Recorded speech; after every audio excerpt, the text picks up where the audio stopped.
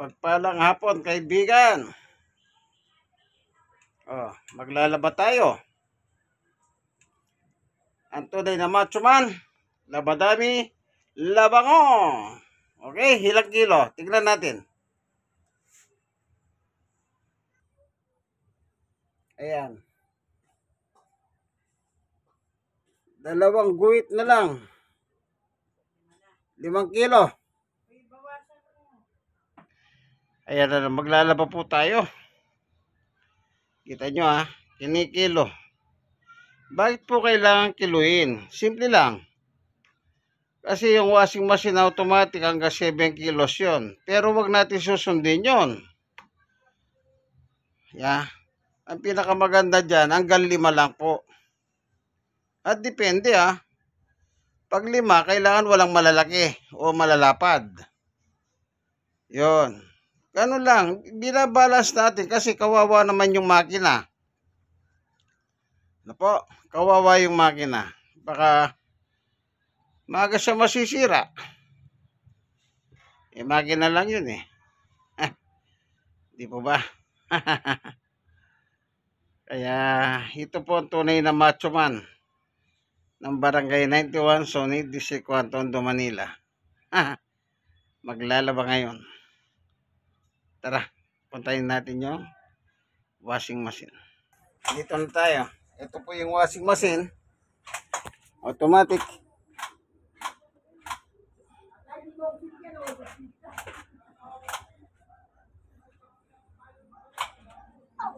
Ayan. Gagamitin natin ito. Sunrox Pandicolor.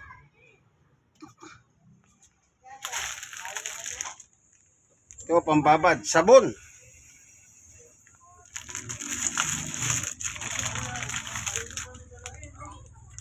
Papabango. Downy. Yan. Lalagyan muna natin tubig ito. Then pagkatapos tsaka ko ibababad. Pag nakababad, tsaka ko paandaran ng ilang minuto nakababad habang nagpupuno ko ng tubig. Ano po? Yan. Ganyan lang po ang style ko dito sa paglalaba.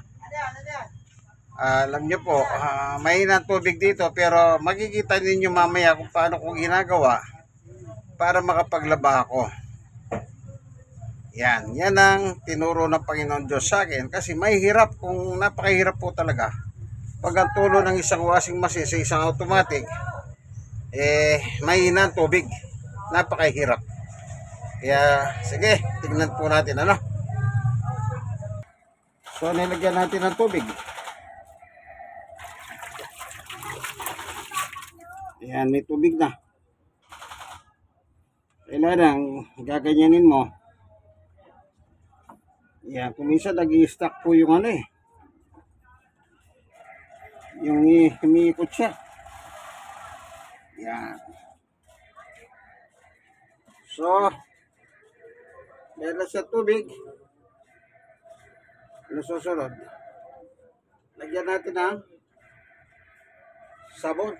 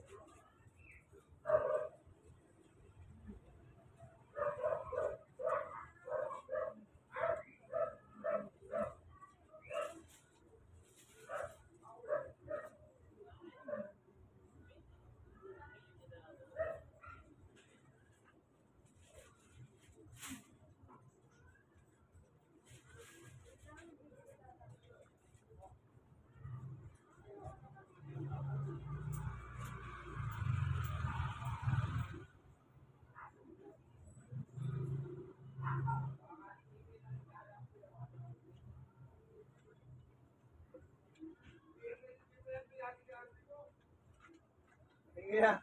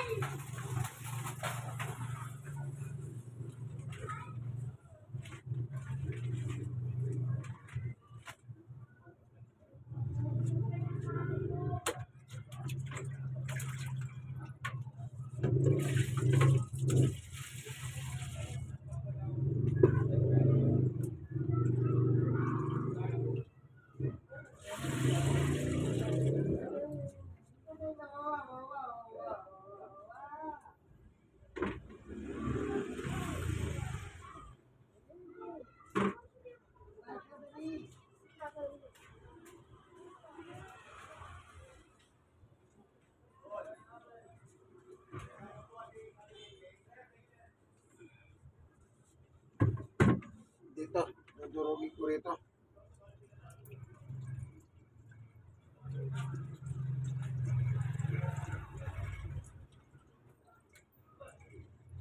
Okay. Dapat kanina ko pa nailagay. Nakalimutan ko. Dapat dun sa entrada pa lang nilalagay na yung sunrocks. Yan.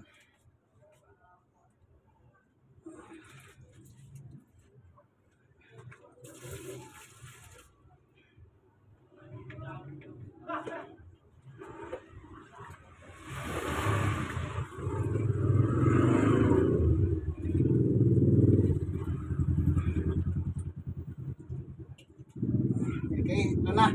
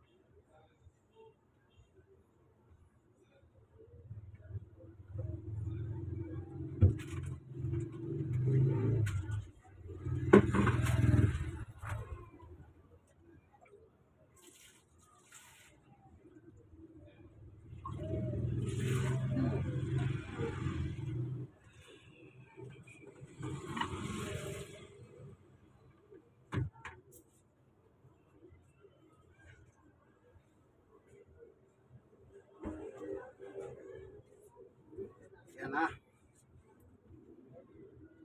Nakababad na. Muna nating nakababad dyan ng ilang minuto. Papatulo muna ako ng tubig. Bubuksan ko muna yung tubig po, ano? Para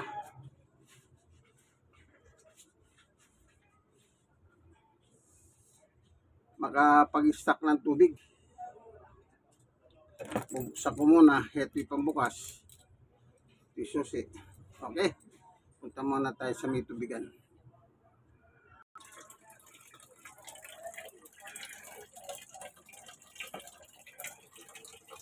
Babad na.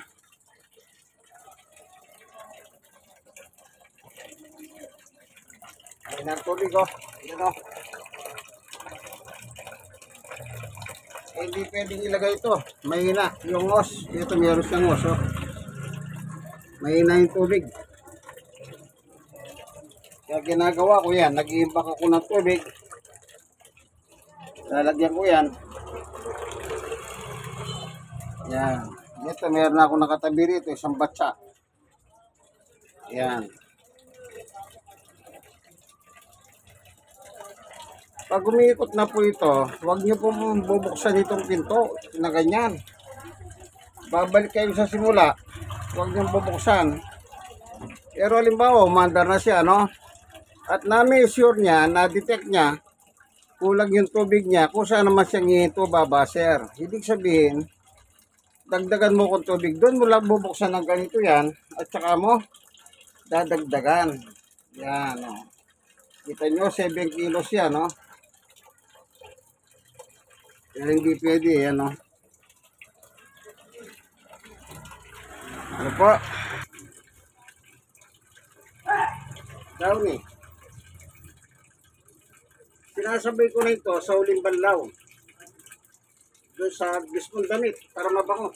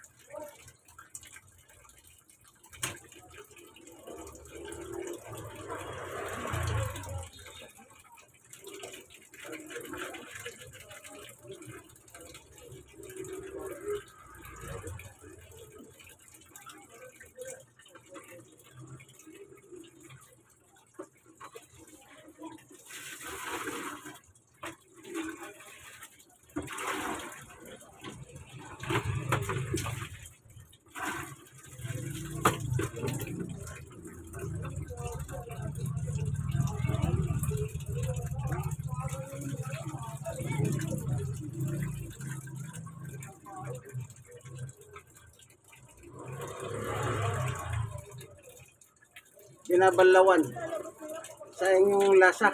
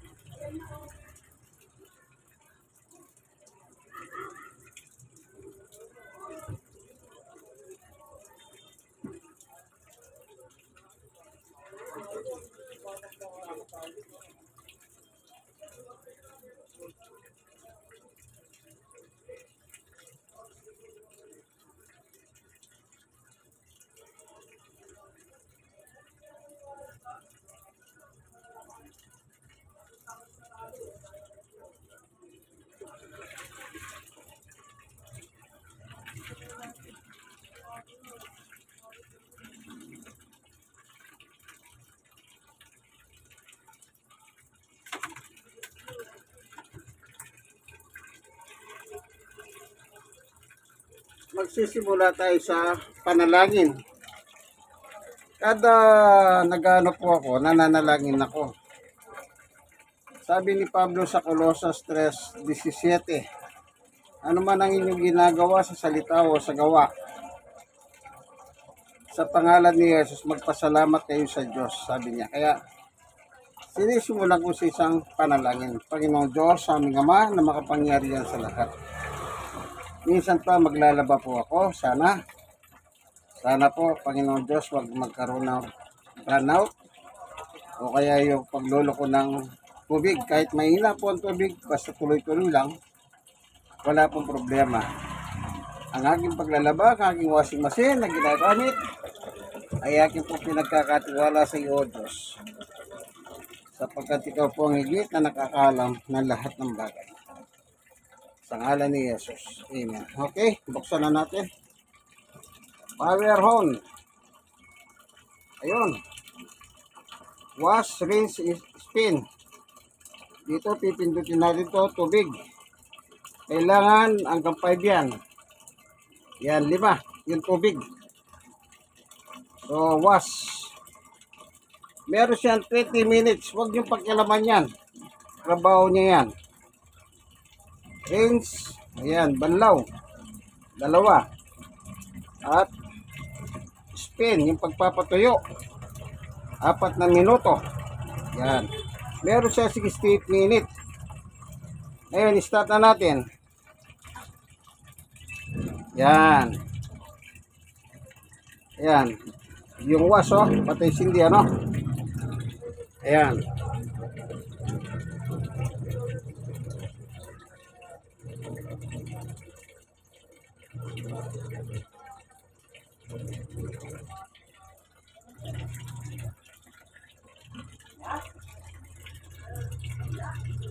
Meron siyang 2 minuto para tapos hihinto siya. Ibig sabihin, na-measure na yung tubig niya. Sigurado kulang yun, 2 tabo. Kaya hintayin natin. No? 2 tabo lang po.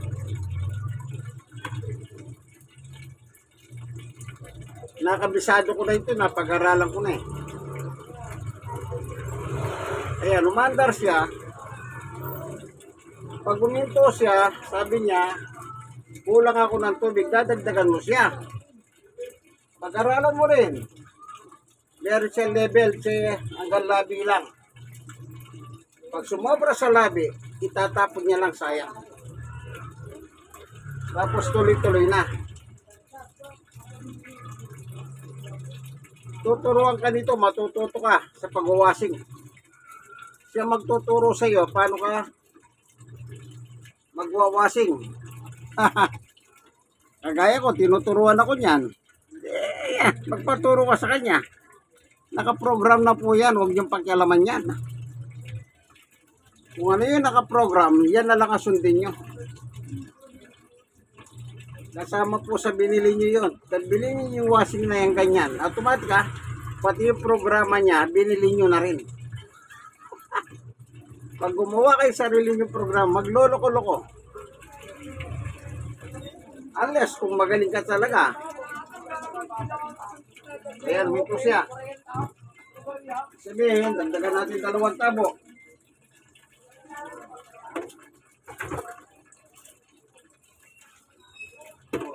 Munti pa.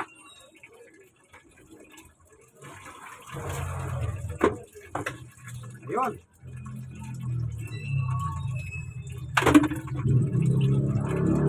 Ito na. Yan.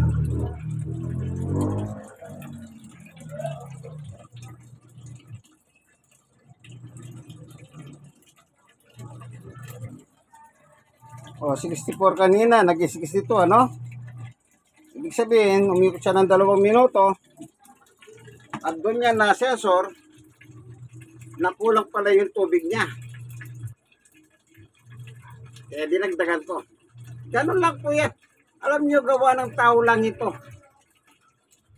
Kaya kung gawa ng tao, sundan natin yung gawa ng tao. Yung program. Yun po susundan natin. Huwag na tayong gumawa ng sariling program. Magloko-loko na. Sige po, ito pong inyong kaibigan, kay Jesus, Brother Armani Bautista, no? Ang inyong kaibigan na labadami labango. Kita nyo naman, 2 guhit ang kulang sa 5 kilo. Yun lang po. Sana meron kayo natutunan, kaibigan. Like, share na share. Kayo mga nasisiyaran, mag-share kayo sa iba. Malay ninyo, makapulot din kayong estilo. Kaya ko lang po tinatabuan niya, gawa ng mahina ang tulo ng tubig. Pero ang tulo ng tubig po ay malakas. Pag naglaba ka ng ganito, matulog ka. Ayan mo na. Pagkagising mo, wala ka ng problema. Kanya lang, hindi mo siya pwedeng tulugan. Gawa ng mahina ng tubig, kaya minamano-mano ko po. Yun ang natutunan ko. Kasi nung araw, yang may tulo, sinubukan ko. Matagal. Matagal yung tulo dito. Matagal, mahina eh. Kasi wala kami motor. Ang tubig, yung water pump, wala. Pero kung meron kayong water pump, okay lang. Eh kaso wala po kami. Kaya, na-exercise pa ako. Tabo rito, tabo ron. O, exercise pa yun. Diba?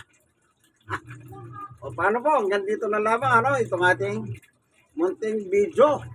Sana meron po kayong napulot na instruction. Napakaganda pong matuto.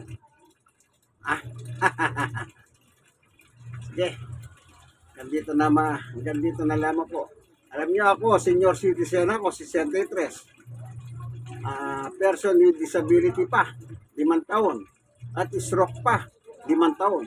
Pero gumagawa ko ng gawaing bahay. Bakit? Yan ang tunay na macho man. Tumutulong sa gawaing bahay. Okay? God bless us all po. Bye-bye.